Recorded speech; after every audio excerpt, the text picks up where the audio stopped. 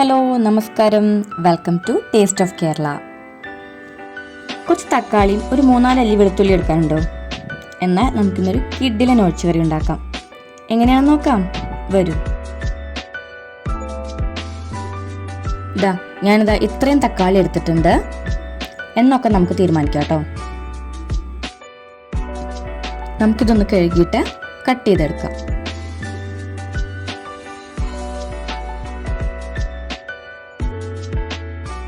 ഒരു 4 അല്ലി വെളുത്തുള്ളി എടുത്തിട്ടുണ്ട്.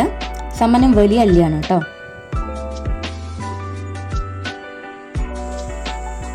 ഇതൊന്ന് ചതച്ചെടുക്കാം.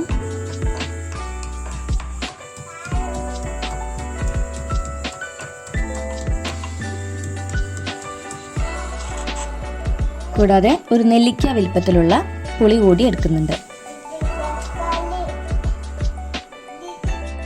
തക്കാളി ഒന്ന് കട്ട് ചെയ്തെടുക്കാം.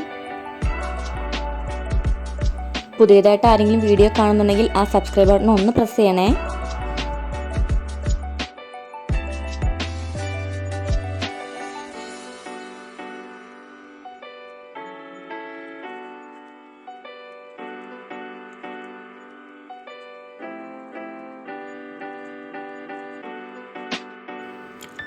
ഒരു മൺചട്ടി അടുപ്പത്ത് വെക്കുന്നുണ്ട്.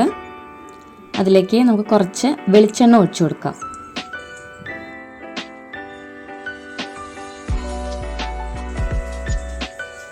അരിഞ്ഞു വെച്ചിരിക്കുന്ന തക്കാളി ഇട്ടിട്ട് നമുക്ക് നന്നായിട്ടൊന്ന് വഴറ്റി കൊടുക്കാം.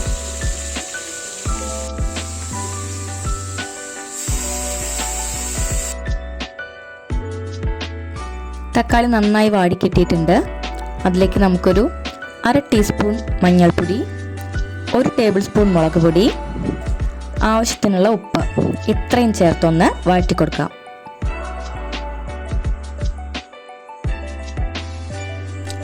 പൊടികളൊക്കെ നന്നായി വാടി കിട്ടിയിട്ടുണ്ട്. നമുക്കിനി സ്റ്റവ് ഓഫ് ചെയ്യാം.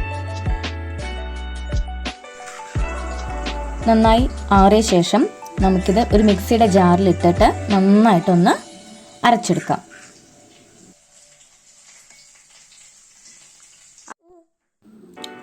ചട്ടി ഞാൻ ഒന്നും കൂടെ അടുപ്പത്ത് വയ്ക്കുന്നുണ്ട്. അതിലേക്ക് ഒരു 2-3 ടേബിൾ സ്പൂൺ ഓയിൽ ഒഴിക്കുന്നുണ്ട്. കോക്കനട്ട് ഓയിലാണ്. അത് നന്നായി ചൂടായി വരുന്ന സമയത്ത് കുറച്ച് കടുക് പൊട്ടിക്കുക. അതിലേക്ക് നമ്മൾ ഈ തക്കാളി അരച്ച് വെച്ചിരിക്കുന്നത് ചേർത്ത് നന്നായിട്ട് തിളപ്പിക്കുക. കൂടാതെ നേരത്തെ എടുത്തു വെച്ചിട്ടുള്ള പുളി കൂടി ഞാനിതിലേക്ക് പിഴിഞ്ഞൊഴിച്ചു കൊടുക്കുന്നുണ്ട്. ആവശ്യത്തിന് വേണ്ട വെള്ളം കൂടെ ചേർക്കുന്നുണ്ട്. വെള്ളം ഒരുപാട് വേണ്ട, അത്യാവശ്യമുള്ള വെള്ളം മാത്രം ചേർത്ത് കൊടുത്താൽ മതി. തക്കാളി നന്നായിട്ട് തിളച്ചു തുടങ്ങുന്ന സമയത്ത് നമുക്ക് 1 ടേബിൾ സ്പൂൺ വെളുത്തുള്ളി ചതച്ചത് കൂടെ ചേർത്ത് കൊടുക്കാം. ഇതൊന്ന് മൂടി വെച്ചിട്ട് ഒരു 5 മിനിറ്റ് നന്നായിട്ടൊന്ന് തിളപ്പിച്ചു കൊടുക്കാം. 5 മിനിറ്റ് കഴിഞ്ഞിട്ടുണ്ട്. ഞാൻ സ്റ്റവ് ഓഫ് ചെയ്യാൻ പോവുകയാണ്. സ്റ്റവ് ഓഫ് ചെയ്തതിന് ശേഷം കുറച്ച് മല്ലിയില കൂടി ഇട്ട് കൊടുക്കുന്നുണ്ട്.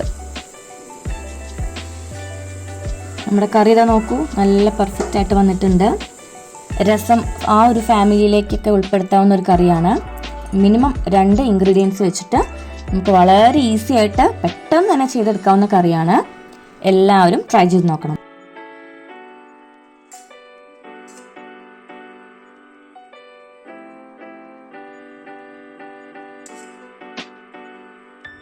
ഇഷ്ടപ്പെട്ട ലൈക്ക് ചെയ്യണം, കമൻറ്റ് ചെയ്യണം, നിങ്ങളുടെ പ്രിയപ്പെട്ടവർക്ക് ഷെയർ ചെയ്ത് കൊടുക്കണം. സബ്സ്ക്രൈബ് ചെയ്യാൻ മറക്കരുത്. Thank you.